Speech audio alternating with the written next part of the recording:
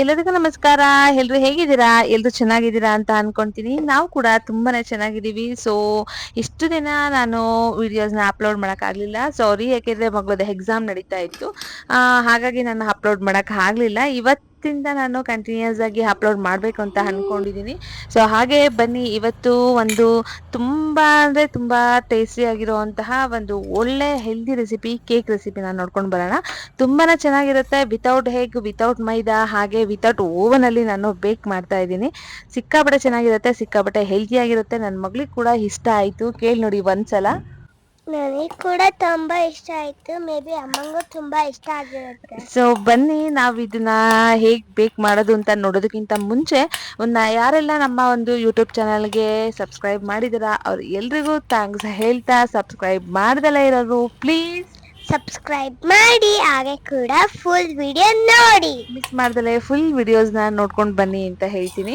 So ನಾನಿಲ್ಲಿ ಮೊದಲನೇದಾಗಿ ಒಂದು ಪ್ಲಮ್ ಕೇಕ್ನ ಮಾಡ್ತಾ ಇರೋದು. ಅದಕ್ಕೆ ಬೇಕಾಗಿರೋವಂಥದ್ದು ನಾನು ಆರೆಂಜ್ನ ಜಸ್ಟ್ ಜ್ಯೂಸಸ್ ಅಷ್ಟೇ ನಾನು ತಗೊಂಡಿದ್ದೀನಿ. ಆ ಜ್ಯೂಸಸ್ ತಗೊಂಡು ಒಂದಷ್ಟು ನಿಮ್ಮಲ್ಲಿ ಯಾವೆಲ್ಲ ಡ್ರೈ ಫ್ರೂಟ್ಸ್ಗಳಿರುತ್ತೆ ಅದು ಎಲ್ಲವನ್ನು ಹಾಕೊಳ್ಳಿ. ನನ್ನ ಹತ್ರ ಇದ್ದಿದ್ದು ಚೆರ್ರಿ, ಗೋಡಂಬಿ, ಬಾದಾಮಿ, ಹಾಗೆ ನಾನು ಕೇಕ್ ಮಾಡಲಿಕ್ಕೆ ಅಂತಲೇ ಕೆಲವೊಂದು ಇಂಗ್ರೀಡಿಯೆಂಟ್ಸ್ನ ತೊಗೊಂಡ್ಬಂದೆ, ಯಾಕೆಂದರೆ ಕಲರ್ಫುಲ್ ಆಗಿರಬೇಕಲ್ಲ. ಸೊ ಹಾಗಾಗಿ ಅದನ್ನು ಕೂಡ ತೊಗೊಂಡು ಬಂದಿದ್ದೀನಿ. ದ್ರಾಕ್ಷಿ, ಹಾಗೆ ಕೆಲವೊಂದು ಐಟಮ್ಸ್ಗಳು ನಿಮ್ಮ ಹತ್ರ ಯಾವುದಿರುತ್ತೆ ಎಲ್ಲ ಡ್ರೈ ಫ್ರೂಟ್ಸ್ನ ಸೇರಿಸ್ಕೊಳ್ಳಿ, ಯಾಕೆಂದರೆ ಡ್ರೈ ಫ್ರೂಟ್ಸ್ ತುಂಬ ಹೆಲ್ದಿ ಅಂತ ಹೇಳಿ ನಿಮ್ಗೆ ಯಾವುದೆಲ್ಲ ಇಷ್ಟ ಆಗುತ್ತೆ ಅದೆಲ್ಲ ಹಾಕೊಂಬಿಡಿ.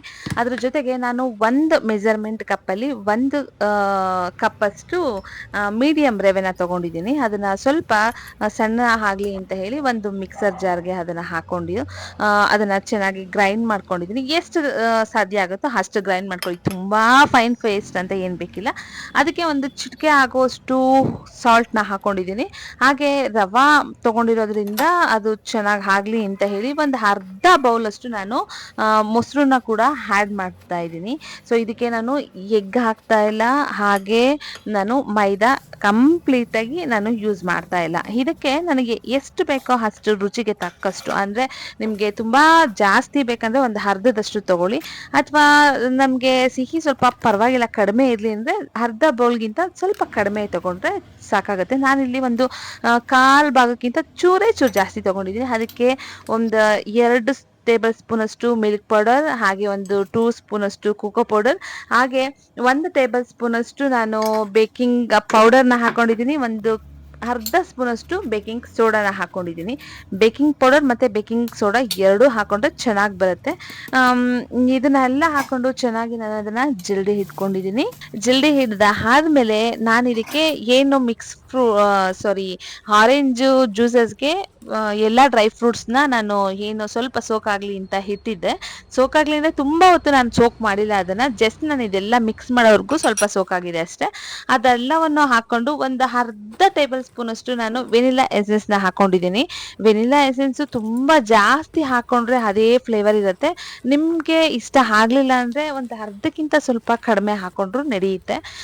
ಇದನ್ನು ನಾನು ಒಂದು ಸ್ವಲ್ಪ ಹಾಲು ಹಾಕ್ಬಿಟ್ಟು ಚೆನ್ನಾಗಿ ನಾನು ಅದನ್ನು ಮಿಕ್ಸ್ ಮಾಡ್ಕೊತಾ ಇದ್ದೀನಿ. ನಾನಿಲ್ಲಿ ಆಯಿಲ್ನ ಲಾಸ್ಟಲ್ಲಿ ಹಾಕತ್ತಾ ಇದ್ದೀನಿ, ಬಿಕಾಸ್ ನಾನು ತೊಗೊಂಡಿರೋದು ಇಲ್ಲಿ ರವೆ ತೊಗೊಂಡಿರೋದ್ರಿಂದ ಅದು ಸ್ವಲ್ಪ ಚೆನ್ನಾಗಿ ನೆನಿಲಿ ಅಂತ ಹೇಳ್ಬಿಟ್ಟು ನಾನು ಆಯಿಲ್ನ ಲಾಸ್ಟಲ್ಲಿ ಆ್ಯಡ್ ಮಾಡ್ಕೊತಾ ಇದ್ದೀನಿ. ಈ ಒಂದು ಹದ ಬರೋವರೆಗೂ ನಾನು ಸ್ವಲ್ಪ ಚೆನ್ನಾಗಿ ನೆನಿಲಿ ಅಂತ ಹೇಳ್ಬಿಟ್ಟು ಹಾಲಲ್ಲೇ ಕಲಿಸ್ಕೊಂಡಿದ್ದೀನಿ. ನಾನು ಇದರಲ್ಲಿ 1 ಲೋಟದಷ್ಟು ಒಂದು 100 ml ಅಷ್ಟು ಹಾಲು ತೊಗೊಂಡಿದ್ದೀನಿ. ಹಾಲನ್ನ ತೊಗೊಂಡು ಚೆನ್ನಾಗಿ ಮಿಕ್ಸ್ ಮಾಡಿಟ್ಟು ಲಾಸ್ಟಲ್ಲಿ ನಾನು ಅದಕ್ಕೆ ನೀವು ಯಾವುದು ಅಡುಗೆಗೆ ಯೂಸ್ ಮಾಡ್ತೀರಾ, ಕೊಬ್ಬರಿ ಎಣ್ಣೆನ ಅಥವಾ ಕುಕಿಂಗ್ ಆಯಿಲ್ ಯಾವ್ದು ಯೂಸ್ ಮಾಡ್ತೀರಾ ಅದನ್ನು ಹಾಕ್ಕೊಂಡ್ರು ಬೆಸ್ಟ್ ಅನಿಸುತ್ತೆ.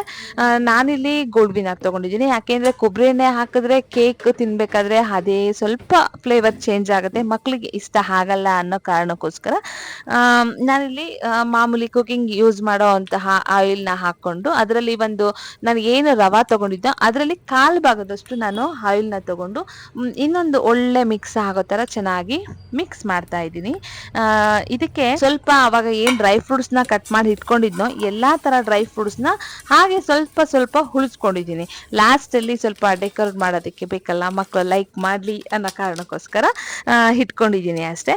ನಾನಿಲ್ಲಿ ಒಂದು ಕೇಕ್ ಟಿನ್ನ ತಗೊಂಡಿದ್ದೀನಿ. ಅದಕ್ಕೆ ಸ್ವಲ್ಪ ಆಯಿಲ್ನೆಲ್ಲ ಹಾಕಿ ಬಟರ್ ಪೇಪರ್ನ ಕೆಳಗಡೆ ಹಾಕಿಟ್ಟಿದ್ದೀನಿ.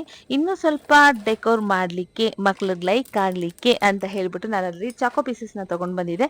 ಆ ಚಾಕೋ ಪೀಸಸ್ನು ಕೂಡ ಕೇಕ್ ಒಳಗಡೆ ಹಾಕಿ ಚೆನ್ನಾಗಿ ಮಿಕ್ಸ್ ಮಾಡ್ತಾ ಇದೀನಿ. ಯಾಕೆ ಅಂದ್ರೆ ಮಕ್ಳು ಆಲ್ಮೋಸ್ಟ್ ಚಾಕ್ಲೇಟ್ನ ಇಷ್ಟ ಪಡ್ದಲೇ ಇರುವಂತಹ ಮಕ್ಳಿಲ್ಲ, ಎಲ್ಲರೂ ಕೂಡ ಇಷ್ಟಪಡ್ತಾರೆ. ನಾನು ಬೈಟಲ್ಲಿ ಆ ಚಾಕ್ಲೇಟ್ ಫ್ಲೇವರ್ ಸಿಗ್ತಾ ಇದ್ರೆ ಅವ್ರಿಗೆ ಜಾಸ್ತಿ ಲೈಕ್ ಆಗತ್ತೆ ಅಂತ ಹೇಳ್ಬಿಟ್ಟು ಕೇಕ್ ಟಿನ್ಗೆ ಏನ ಆಯಿಲ್ನ ಹಾಕೊಂಡಿದ್ನೋ ಅದ್ರೊಳಗಡೆ ಅದನ್ನ ಹಾಕಿ 1-2 ಸಲ ಟ್ಯಾಪ್ ಮಾಡ್ತಾ ಇದ್ದೀನಿ. ಸ್ವಲ್ಪ ಟ್ಯಾಪ್ ಮಾಡಿ ಮೇಲ್ಗಡೆ ಮತ್ತೆ ಏನು ಉಳಿದಿದ್ದ ಡ್ರೈ ಫ್ರೂಟ್ಸ್ ಯಾವ್ದಿತ್ತೋ ಅದೆಲ್ಲವನ್ನು ಕೂಡ ಹಾಕಿ ಮೊದಲೇ ಸ್ವಲ್ಪ ಹೀಟ್ಗೆ ನಾನು ಬಾಣಲಿನ ಇಟ್ಟಿದ್ದೆ. ಅದಕ್ಕೆ ನೀವು ಬೇಕಂತ ಅಂದ್ರೆ ಸ್ವಲ್ಪ ಸಾಲ್ಟ್ನ ಹಾಕಿ ಇಡ್ಬೋದು. ನಾನು ಸಾಲ್ಟ್ನ ಹಾಕ್ದಲೇ ಬರುತ್ತಾ ಅಂತ ನಾನು ಟ್ರೈ ಮಾಡಿದೆ, ಚೆನ್ನಾಗೇ ಬಂತು ನನಗೆ. ನಾನು ಇವಾಗ ನೋಡಿ ಒಂದು 40 to 45 ಮಿನಿಟ್ಸ್ ನಾನು ಇದನ್ನ ಬೇಕ್ ಮಾಡಿದ್ದೀನಿ ಮೀಡಿಯಂ ಫ್ಲೇಮಲ್ಲಿ. ಚೆನ್ನಾಗಿ ಬೇಕಾಗಿದೆ ಅಂತ ನನಗೆ ಅನ್ನಿಸ್ತು, ಹಾಗಾಗಿ ನಾನು ಎತ್ಕೊಂಡೆ. ಓವನಲ್ಲಾದರೆ ಸಿಕ್ಕಾಪಟ್ಟೆ ತುಂಬಾ ಚೆನ್ನಾಗಿ ಬರುತ್ತೆ ಅಂತ ನನಗನ್ನಿಸ್ತು. ಯಾಕೆ ಅಂತ ಅಂದ್ರೆ ನನ್ನ ಹತ್ರ ಓವನ್ ಇಲ್ಲ. ಸೊ ಕಾರ್ನರ್ ಮತ್ತೆ ಈ ಒಂದು ತಳ ಏನಿತ್ತು ಅದರಲ್ಲಿ ಸ್ವಲ್ಪ ರಫ್ ಅಂತ ಅನಿಸ್ತಿತ್ತು. ಅದರ್ವೈಸ್ ನನಗೆ ತುಂಬಾ ಚೆನ್ನಾಗಿ ಬಂದಿದೆ ಅಂತ ನನಗನ್ನಿಸ್ತು. ನಾನು ಏನು ಇಲ್ಲಿ ಬಟರ್ ಪೇಪರ್ನ ಹಾಕಿದ್ನೋ ಅದನ್ನ ರಿಮೂವ್ ಮಾಡಿ ನಾನು ಒಂದೆರಡು ಪಿಕ್ ತಗೋಣ ಅನ್ನೋಷ್ಟ್ರಲ್ಲಿ ನನ್ನ ಮಗಳ ಅಲ್ಲೇ ಸ್ವಲ್ಪ ತಿನ್ಕೊಂಡ್ ಬಿಟ್ಟಿದ್ಲು. ನೋಡಿ, ನನಗೆ ಬಿಸಿನೇ ಇದೆ ಕೇಕು. ನೋಡಿ ಅದರಲ್ಲಿ ಸ್ವಲ್ಪ ಹೊಗೆ ಹಾರ್ತಾ ಇದೆ, ನೋಡ್ತಾ ಇರ್ಬೋದು ನೀವು. ಸಾಫ್ಟ್ ಆಗೇ ಬಂದಿದೆ, ಸಿಕ್ಕಾಪಟ್ಟೆ ನನ್ಗಂತೂ ಇಷ್ಟ ಆಯ್ತು. ನೀವೊಂದ್ಸಲ ಟ್ರೈ ಮಾಡಿ ನೋಡಿ. ನನ್ನ ಮಗಳಿಗೂ ಇಷ್ಟ ಆಯ್ತು. ಅಲ್ಲದೆ ನಾವು ಫ್ರೆಂಡ್ ಮನೆಗೆ ಕೂಡ ತಗೊಂಡೋಗಿದ್ದೆ, ಅಲ್ಲಿ ಕೂಡ ಇಷ್ಟಪಟ್ರು. ನನ್ನ ಮಗಳು ನೋಡಿ ಇಲ್ಲಿ ನಾನು ಕಾರ್ಟ್ಫಿಲ್ ಟ್ರೈ ಮಾಡ್ತೀನಿ ಅಂತ ಹೇಳ್ಬಿಟ್ಟು ಟ್ರೈ ಮಾಡ್ತಾ ಇದ್ಲು. ಸೊ ಹಾಗೆ ಇವತ್ತು ಹಬ್ಬದ ಸೀಸನ್ ಇರೋದ್ರಿಂದ ಎಲ್ಲಾರ ಮನೇಲೂ ಕಾಮನ್ ಆಗಿ ನಡೀತಾ ಇರೋದು ಮನೆ ಕ್ಲೀನಿಂಗು. ನಾನಿಲ್ಲಿ ನಮ್ಮ ಬೆಡ್ ಸಿಕ್ಕಾಪಟ್ಟೆ ಹಾಳಾಗ್ಬಿಟ್ಟಿತ್ತು. ಹೇಗೆ ಅದನ್ನ ಕ್ಲೀನ್ ಮಾಡೋದು ನೋಡಿ, ಇಲ್ಲಿ ಎಲ್ಲ ರೌಂಡ್ ಅದು ಗಂಟು ತರ ಬಂದ್ಬಿಟ್ಟಿತ್ತು. ಹೇಗೆ ಕ್ಲೀನ್ ಮಾಡೋದು ಅಂತ ಟ್ರೈ ಮಾಡ್ಬೇಕಾದ್ರೆ ನನ್ಗೊಂದು ಐಡಿಯಾ ಬಂತು. ಒಂದು ನೀವು ಯಾವುದು ಯೂಸ್ ಮಾಡಲ್ಲ ಆ ಕೂಮಲ್ಲಿ ಎಲ್ಲ ನೀಟಾಗಿಗೆ ಅದನ್ನೆಲ್ಲ ತೆಗಿತಾ ಇದೆ, ಚೆನ್ನಾಗಿ ಬರುತ್ತೆ ಅಂತ ಹೇಳ್ಬಿಟ್ಟು. ನೋಡಿ ಎಷ್ಟೊಂದೆಲ್ಲ ಹಾಳಾಗೋಗಿದೆ. ಇವಾಗ ಕ್ಲೀನ್ ಮಾಡಿರೋಂಥದ್ದು ಅದು ಕೂಮಲ್ಲಿ ಎಲ್ಲ ನೀಟಾಗಿ ಎತ್ಕೊಂಡ್ಮೇಲೆ ಈ ತರ ಬೆಡ್ ರೆಡಿ ಆಯ್ತು. So thank you for watching. Next ವಿಡಿಯೋದೊಂದಿಗೆ ಮತ್ತೆ ಸಿಗ್ತೀನಿ. ಟೇಕ್ ಕೇರ್, ಬಾಯ್.